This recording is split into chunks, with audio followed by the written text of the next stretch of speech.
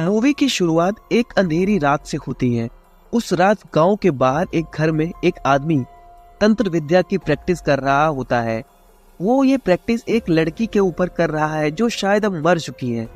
बगल में उसकी बीवी बैठी होती है जिसे देख के लगता है कि इसे मिर्गी के दौरे पड़ रहे हैं। दूसरे सीन में हम गांव वालों को देखते हैं जो कि बहुत गुस्से में लग रहे हैं।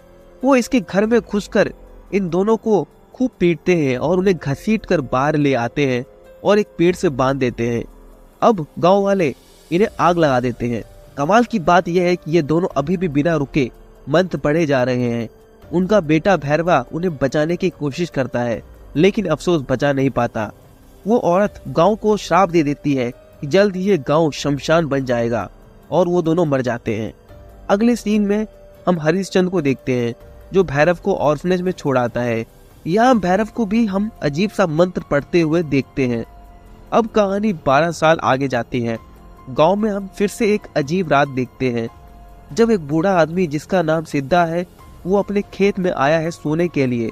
तभी एक कौवा जिसको देख के लगता है इस पे किसी ने काला जादू कर दिया है, वो सिद्धा को चोंच मार देता है जिससे वो हिप्नोटाइज हो जाता है। अगली सुबह सिद्धा का बेटा सिद्धा को खूब ढूंढता है पर वो नहीं मिलता। अब हम अगले सीन में अपने मेन हीरो सूर्या को देखते हैं जो अपनी माँ और दोस्त के साथ गांव में बहुत सालों पे आया है। रास्ते में उनकी गाड़ी पर एक कौवा आकर मर जाता है। उसकी माँ घबरा जाती है कि कहीं कोई अपशगुन तो नहीं, लेकिन सूर्या इसे इग्नोर करके निकल जाता है। अब हम अगले सीन में गांव वालों को देखते हैं जो मंदिर में बैठक कर रहे हैं। मंदिर का पंडित उन्हें आने वाली एकादशी की तैयारी करने को बोलता है। यहीं पे हमें ये भी पता चलता है कि सिद्धा जो उस दिन गायब हो गया था उसका अभी तक कोई पता नहीं चला। इधर सूर्या अपनी माँ के साथ अपने घर पहुंचता है जहां हम एक औरत को देखते हैं जिसका नाम पार्वती है और ये इनकी रिश्तेदार है। यही इतने सालों से इनके घर का ख्याल रख रही थी। इसके एक कान में हमेशा दर्द रहता है जिससे ये थोड़ी बहुत परेशान रहती है। उसी रात हम सूर्या और उसके दोस्त को गांव में देखते हैं। तभी वहां पे एक चोर आ जाता है जो मुर्गा चुरा के भाग रहा होता है और गांव वाले उसके पीछे पड़े होते हैं। सूर्या भी उसे पकड़ने की कोशिश करता है लेकिन वो सबके हाथ से निकल जाती है। अगले दिन हम सूर्या और उसकी माँ को गांव के सरपंच हरिश्चंद्र के घर देखते हैं जहां ये खाने पे आए होते हैं। वहीं पे हम एक लड़की को देखते हैं जिसका नाम नंदिनी है और ये हमारे कहानी की लीड है। नंदिनी को देखते ही सूर्या अंदाजा लगा लेता है कि यही कल मुर्गा चुरा के भाग रही थी और जिसका बना चिकन बेचारे सूर्या ने अभी अभी खाया है। और यहीं पे हमें पता चलता है कि सूर्या और नंदिनी मन ही मन थोड़ा बहुत एक दूसरे को पसंद करने लगे हैं। इसी सीन में हम देखते हैं कि गांव का डॉक्टर नंदिनी को इंजेक्शन लगा रहा है जहां ये भी हमें समझ आता है कि नंदिनी को मिर्गी के दौरे पड़ते हैं। अगले सीन में हम सिद्धा को देखते हैं जिसे कौवे ने चोंच मार दिया था। ये जंगल में कहीं बेहोश पड़ा होता है और बहुत बीमार लग रहा होता है। इसका पूरा शरीर घाव से भरा हुआ होता है जैसे कोई बीमारी लग गई हो। अगले सीन में हम सुधा नाम की एक लड़की और कुमार नाम के एक लड़के को देखते हैं जो एक दूसरे से प्यार करते हैं और छुप छुप के मिलते हैं। और नंदिनी सुधा की दोस्त होने के नाते इनकी मिलने में हमेशा मदद करती है। इस बार सूर्या इनको ऐसा करते हुए देख लेता है। वो तो ऑलरेडी नंदिनी को पसंद करने लगा था, इसलिए वो भी इनको मिलवाने में मदद करने की बात करता है जिस बहाने वो नंदिनी के साथ टाइम बिता सके। अब यूं ही कुछ दिन ऐसे बीत जाते हैं। अगले सीन में हम देखते हैं कि सूर्या नंदिनी को अपनी गाड़ी में घर छोड़ रहा होता है जहां अच्छा मौका पाकर सूर्या नंदिनी को प्रपोज कर देता है और उससे शादी की बात करता है। लेकिन किसी दूसरे ख्यालों में खोई नंदिनी उसे जवाब नहीं देती और वहां से चली जाती है। अगले सीन में हम देखते हैं कि गांव में अब एकादशी की तैयारी जोर शोर से शुरू हो चुकी है। सब अपने अपने काम में लगे हुए हैं। तभी वहां सिद्धा आ जाता है। वो बीमार और थके हुए कदमों से मंदिर में घुस जाता है और खून की उल्टी करने के साथ ही मंदिर में अपना दम तोड़ देता है। मंदिर का पंडित इसे बहुत बड़ा अपशगुन मानता है जिससे गांव पे बहुत बड़ा खतरा आ जाएगा। इससे बचने के लिए एक प्राचीन किताब मंगाई जाती है जिसमें गांव वालों के सभी परेशानी का समाधान रहता है। किताब में देखने पे गांव पे आने वाले खतरे का इशारा पूरी तरह से मिल जाता है और साथ में मिलता है एक उपाय जिससे खतरे को टाला जा सकता है। किताब के हिसाब से अगर गांव को 8 दिशाओं से पूरे 8 दिन के लिए मंत्रों से बांध दिया जाए जिसके चलते कोई भी गांव वाला गांव से बाहर और कोई बाहर वाला गांव के अंदर ना आए तो ये परेशानी टल सकती है। और अगर किसी परिस्थिति में ये नियम टूटता है तो गांव को तबाह होने से कोई नहीं रोक सकता। अब एक तरफ गांव को बंद करने की तैयारी शुरू हो जाती है, वही दूसरी तरफ सूर्या अपनी माँ और दोस्त के साथ गांव छोड़ देते हैं, क्योंकि वो लोग तो गांव के कभी थे ही नहीं। इधर नंदिनी को फिर से मिर्गी का दौरा आ जाता है। डॉक्टर उसका इलाज करने की कोशिश करता है, मगर अफसोस दवाई खत्म हो चुकी होती है और आखिरी शीशी भी फूट जाती है। डॉक्टर हड़बड़ाकर गांव के पास वाले दवाई की दुकान में फोन लगा के अर्जेंट दवाई मंगवा लेता है, ताकि गांव के सील होने से पहले दवाई आ जाए और नंदिनी की जान बच जाए। इधर सूर्या को गांव के बाहर रास्ते में किसी का एक्सीडेंट हुआ दिखता है। बात करने पे पता चलता है कि यही दवाई लेके गांव जा रहा था, लेकिन अब वो दवाई ले जाने की हालत में नहीं रहता। इसलिए सूर्या माँ और दोस्त को छोड़ के दवाई लेके वापस गांव में घुस जाता है। उसके गांव में घुसने के साथ ही दूसरी तरफ गांव पूरी तरह से सील हो चुका होता है। अब ना कोई अंदर से बाहर और ना बाहर से अंदर आ सकता है अगले 8 दिनों के लिए। अब रात को हम सुधा को देखते हैं, जो चोरी छुपे गांव के सील को तोड़ते हुए रेलवे स्टेशन चली जाती है, जहां कुमार इसका वेट कर रहा होता है ताकि ये दोनों भाग के शादी कर ले।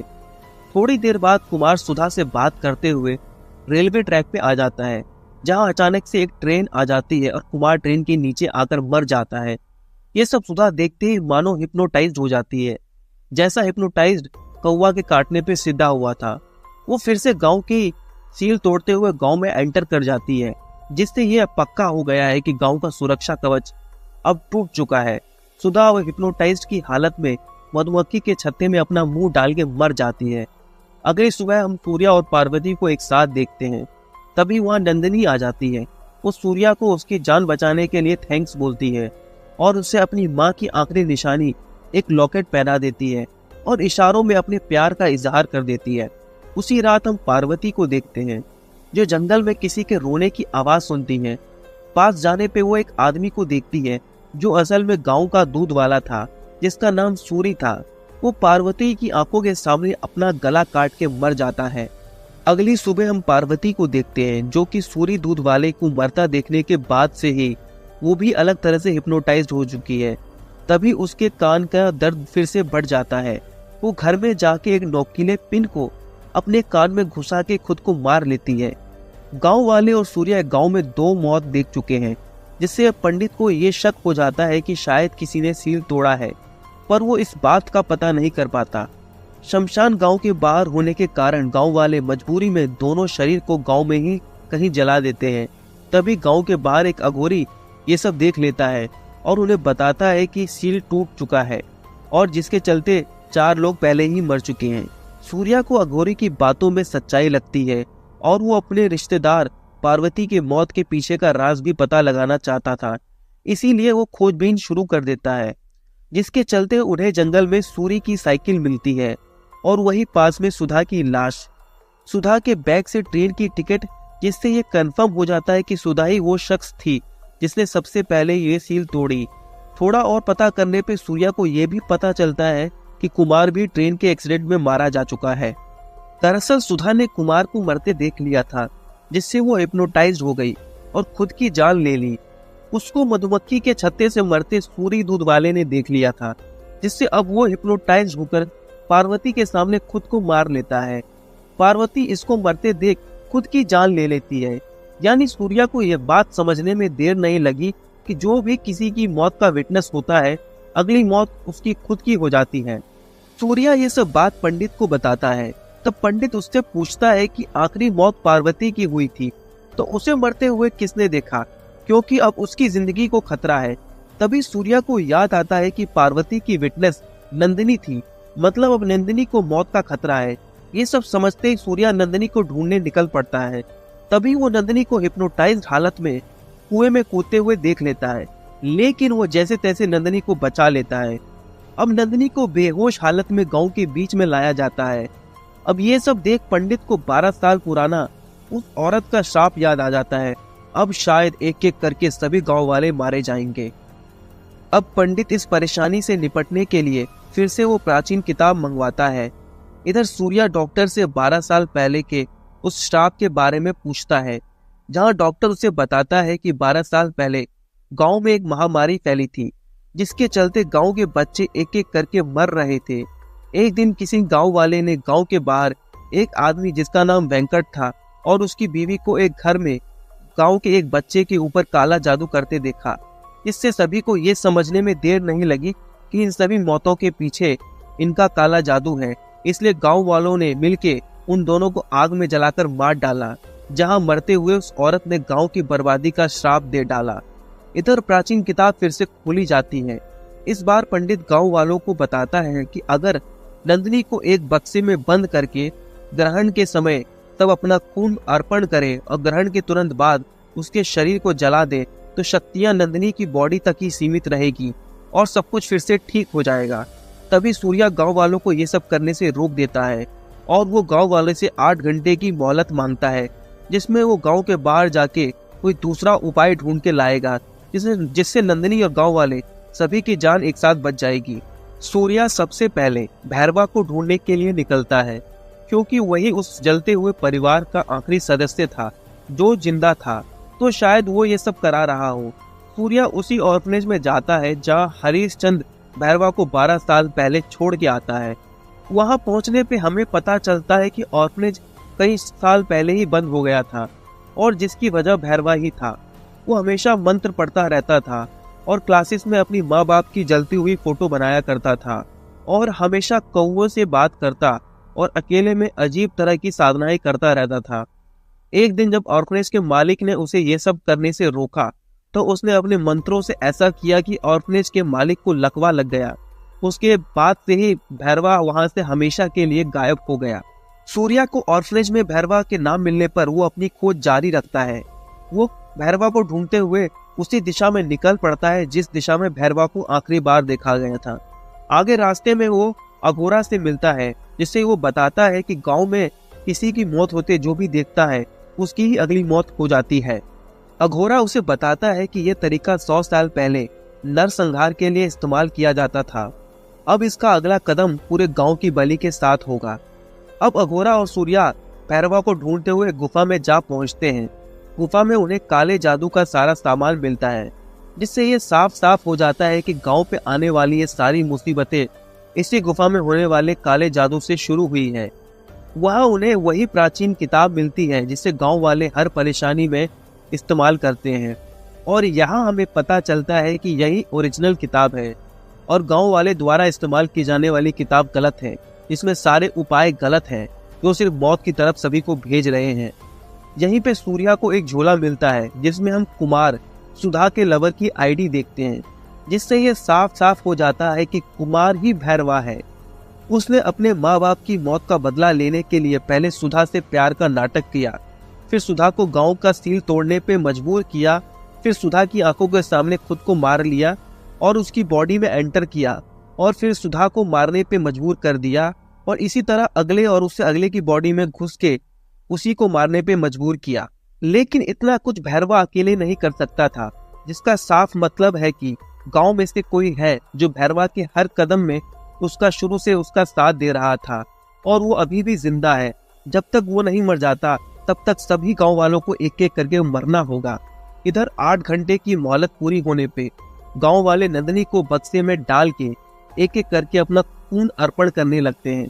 इधर सूर्या और अघोरा गांव की तरफ निकल पड़ते हैं उस इंसान को ढूंढने के लिए जो ये सब करवा रहा है। सूर्या को आने में देर हो जाती है। जब वो गांव पहुंचता है तब तक सारे गांव वाले जिन्होंने भी रक्त अर्पण किया था वे सभी के सभी तंत्र के वश में आ चुके होते हैं। अघोरा सूर्या को गांव में जाके उस आदमी को ढूंढने को कहता है जो ये सब करवा रहा होता है। सूर्या हरीश चंद के घर जाता है क्योंकि वही इकलौता था जो तंत्र के वश में नहीं आया था, इसलिए उसको हरीश चंद पे शक होता है, मगर हरीश चंद घर में नहीं मिलता। तभी सूर्या उस घर के एक तहखाने में जा पहुंचता है जहां उसे सालों से हो रहे तंत्र विद्या के निशान मिलते हैं। हरीश चंद भी तभी उसे मिल जाता है और वो उससे सच पूछता है। अब यहाँ पे खुलता है इस कहानी का सबसे बड़ा राज। तो उस दिन पति पत्नी के आग में जलने के बाद उनके बेटे भैरव को ऑर्फनेज भेज दिया गया था, लेकिन परिवार 3 लोगों का नहीं बल्कि 4 लोगों का था। वो आखिरी मेंबर थी नंदिनी, जो तब काफी छोटी थी और उसी घर में छुपी पड़ी थी। उसके रोने की आवाज सुन के हरीश चंद्र ने उसे वहां से ले जाके अपनी बेटी की तरह गांव वालों के सामने पेश किया, नहीं तो सच्चाई जानने पर शायद गांव वाले उसे भी मार देते। और भैरव का साथ वही दे रही थी जो खुद भी तंत्र करती थी। इधर नंदिनी और उसके अंदर का भैरव अघोरा से लड़के उसे घायल कर देते हैं और अपनी तंत्र क्रिया से उसी पेड़ में आग लगा देते हैं जिसमें 12 साल पहले उसके माँ बाप जले थे। अब वो सभी गांव वालों को आग में जाने का कमांड देती है जिससे वो अपने माँ बाप का बदला पूरा कर सके और गांव वाले सबकी सब मर जाएं। लेकिन तभी सूर्या वहां पे आ जाता है और कहता है कि ये सब गलत है, जिस पर नंदिनी कहती है कि गांव वालों ने भी मेरे परिवार के साथ गलत ही किया। असल में वेंकट कुमार और नंदिनी के पिता एक अच्छे इंसान थे। उनकी पत्नी को शुरुआत से ही मिर्गी के दौरे पड़ते थे, जिसे ठीक करने के लिए वेंकट ने कई सिद्धियां सीखी थी और उसी सिद्धियों से वो गांव में मरने वाले मासूम बच्चों को ठीक करना चाहते थे। मगर उनके कुछ करने से पहले ही गांव वाले उनको गलत समझ के मार डालते हैं। ये सब सुनने के बाद सूर्या नंदिनी को गांव वालों को माफ करने की बात करता है, लेकिन नंदिनी रुकने का नाम ही नहीं लेती। तो सूर्या खुद को ही चाकू से नुकसान पहुंचा लेता है, क्योंकि उसको लगता है कि नंदिनी उसे मन ही मन प्यार करती है और उसको यूं मरता नहीं देख सकती।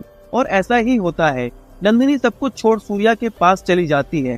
तभी सूर्या प्यार के बहाने नंदिनी को पीछे से चाकू मार देता है, जिससे तंत्र शक्ति खत्म हो जाती है। यह सूर्या को पता होता है कि उसे अपने प्यार का बलिदान देना ही होगा और नंदिनी को मारने से ही वो और उसके अंदर का भैरवा दोनों खत्म हो सकता है और इसी के साथ गांव का श्राप हमेशा के लिए टल सकता है। और इसी के साथ आखिरकार नंदिनी मर जाती है और सूर्या रोते हुए नंदिनी को विदा करता है। और यहाँ हमारी कहानी आज की हो जाती है खत्म। अगर आपको आज का एक्सप्लेनेशन अच्छा लगा तो प्लीज लाइक कीजिए और कोई इशू लगा तो प्लीज कमेंट करके फीडबैक दीजिए। Thank you very much.